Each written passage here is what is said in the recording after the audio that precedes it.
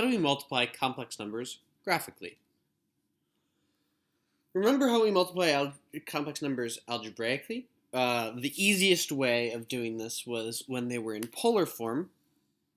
We said that we would multiply their magnitudes to get the new magnitude, and we would multiply, or we would add the angles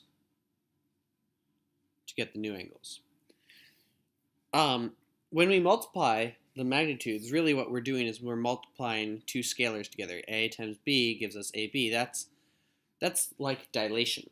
And adding an angle, well, if we start at a particular angle,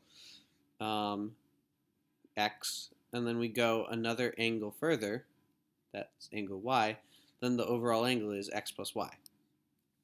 So adding an angle is rotation, and multiplying by a scalar is dilation, whereas adding and subtracting were translation. So how do we do this? Well, the red dot represents 2 times cosine 60 degrees plus I sine 60 degrees. And what we can do, because we're multiplying by just a scalar, we can treat this as multiplying the magnitude.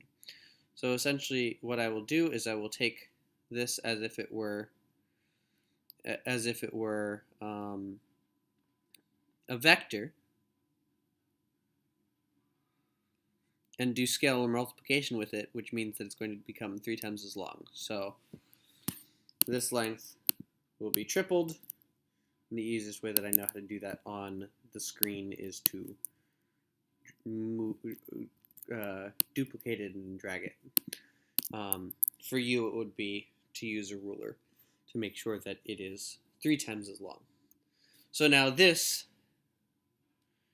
is going to be our new complex point. So we just multiply the magnitude, and you'll notice that the x-coordinate changed, the y-coordinate changed, or since we're in the complex plane, the real part changed and the imaginary part changed, but the angle didn't change while the magnitude got multiplied by 3. Here, we already have 5 times cosine of 20 degrees plus I sine of 20 degrees, and we're not multiplying by magnitude at all, we're just changing the angle. So this is adding 15 degrees to the angle. So whatever our original angle was, here was our original vector. We're going to add another 15 degrees. Now, it's not going to be precise. If you wanted to be precise, you could use a protractor to measure out what 15 degrees was, because we want it to be a total of 35 degrees. And the magnitude needs to stay the same. So if you draw a circle whose center is here and goes through this point, you'll get a circle, and then you can have 15 degrees where the circle and that 35 degree mark meet. That will be the product of those two things. So the process that I have been following is to identify an initial point. Here I told you what the initial point was, but you can choose whether it's the first one or the second one.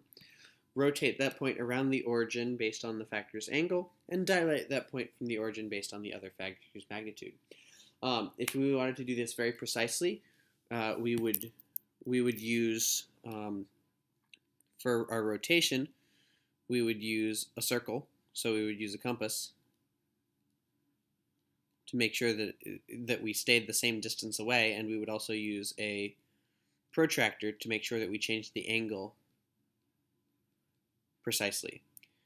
For the dilation, all we need is a ruler to make sure that we're multiplying by a precise amount.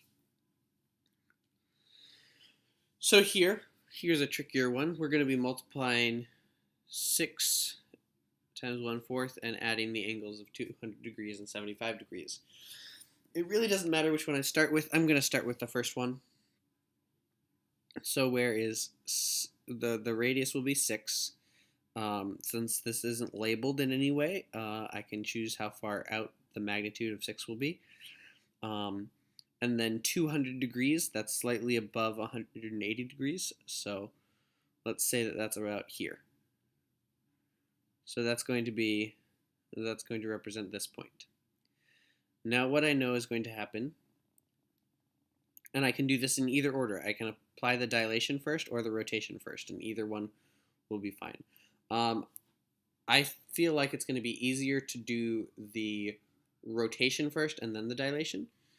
So I'm going to draw a circle to make sure that it stays the same distance away, and then I'm going to add 75 degrees. This would be 70 degrees, so barely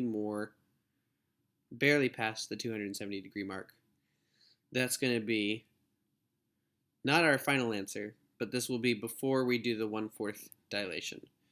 Now we're going to do a 1/4 dilation, so we cut it in half and then cut it in half again. So there will approximately be this product. So what we did was we took our original point,